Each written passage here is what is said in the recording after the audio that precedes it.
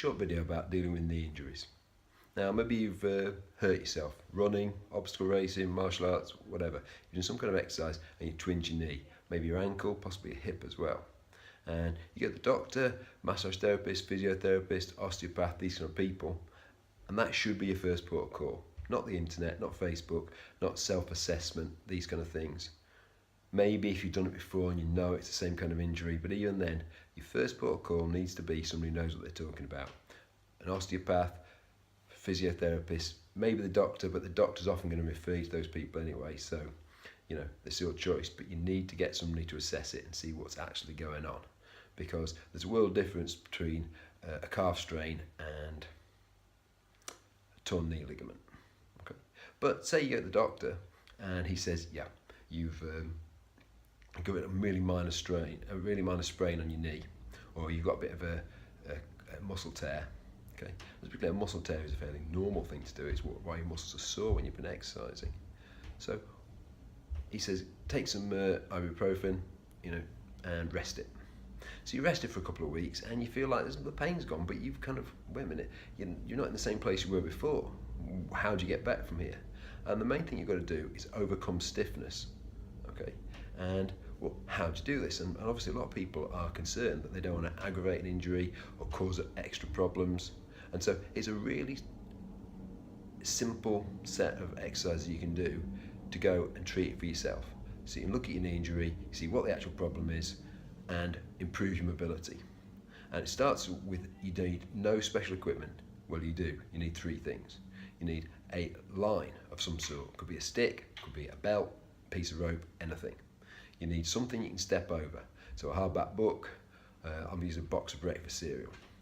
And you need a standard step, like the bottom of a staircase. Okay, that's it. If you've got that equipment, which I guess everybody's got, because if you've got a staircase, you've probably got some flagstones, you can use a line on there. You can get a line from a piece of chalk, anything will do. Okay, an old book, anything, something you can step over. There's a line on the floor here. This is actually a stick. Looks like a garden cane. All I'm going to do is stand in front of it, and then always using the same leg, I'm going to step forward, over the line, and then bring my other foot. Now I went left leg first, so I go left leg back. Left leg forward, left leg back. I just keep doing this. All I'm doing is I'm making sure I'm not dragging a foot. I'm not doing something like this. See, we'll roll that. The important thing is, I've got something that I can step over. It's really low.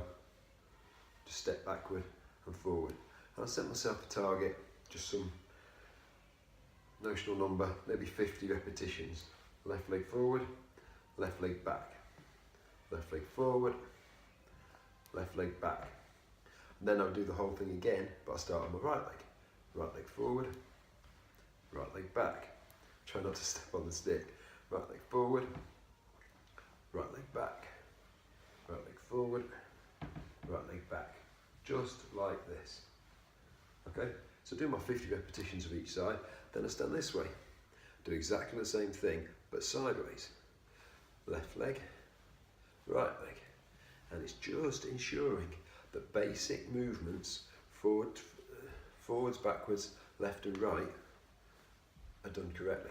Obviously on this movement, because I go left ways, and then right ways, those real words, to the left, and then to the right, I don't have to reverse the motion. So instead of maybe 50 and 50, I'm going to do 100 straight up. Okay, like this. Very, very difficult to overdo this kind of exercise. Clearly, if you haven't got an injury, there is not much point in doing this. But, you can up the ante on things like this. Use a Bosig ball, something like that. Step on something like a cushion, something that has a bit of instability is a good way forward with that. Next up, I get something to step over. Here we go, I have a packet of breakfast cereal actually. The advantage of the breakfast cereal is if I touch it at all, it's going to fall over. I can't trip over it and hurt myself. Whereas if I had, say, a stack of bricks, I might well do that. Then do the same process again. Start on my left, and I'm starting with the side which is not injured. I'm not injured at the moment, but were I to be injured, say it's my right side that's injured, then I start on my left. Go over and back. And you see what this instantly sees, you're going to pick up my leg quite a long way. And for runners, that's about like how most people run at the midpoint. They're going to have their knee to ankle, so their shin horizontal. And I just step forward and backwards over like this. Left forward, left back, left forward, left back. And this is obviously a big step up from doing it with just the stick or the line. But at the same time, there's very little load bearing going on, so it's not a difficult thing to do. Okay. Do say 50 of those, and then right foot, same thing again, 50 of those. Okay.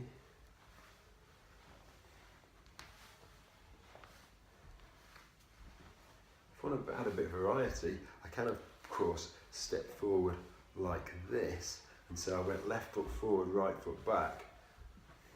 Just as long as you do it all symmetrically, so you do the same number on each side, that's absolutely fine. Then I turn this way and do the lateral movement. The whole thing about this is about overcoming the stiffness that you like to get from an injury, and building a little bit of lateral stability. So as I'm landing here, there's a slight amount of lateral stress on my knee, and then I come to there. Then I go here, slight amount of lateral movement, but it's not like I'm doing weight training or something. It's a really light exercise. Really, really good for any kind of knee or ankle injury or hip. Yeah, also, if you had back problems, this sort of thing is really good because it's helping you stretch out the rear anatomy train. Okay. Then. Okay, so the final thing is to take these exercises onto a step, just like this one, and we can do exactly the same thing again. So I'm going to go left foot up and up, left foot down, right foot comes down, left, left. So he's going up and down. So obviously this is going to build a bit of strength in lifting, but it's taking it for me on the next step. So it's similar to stepping over the box, and then put it there and lift myself up. So that's my uninjured side going first, in this case the left side. Always left and left. And then stop there. Right side. Up. Up.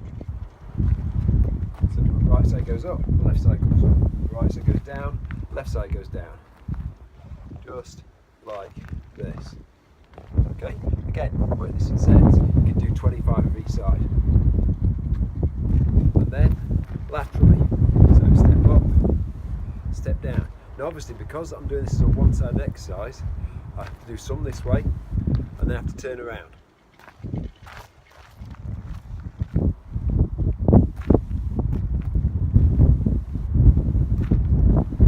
Obviously what I could do is make this more adventurous and go sideways up 2 steps.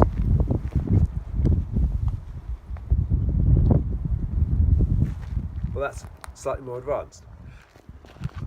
The final thing to do is to come down, and forwards down is what a lot of people find difficult with if they have problems with their knees and ankles. So from here, come left down, left up, left down, left up. See? And this will soon flag up any minor problems you've got. And then go the opposite. So, lost my balance there.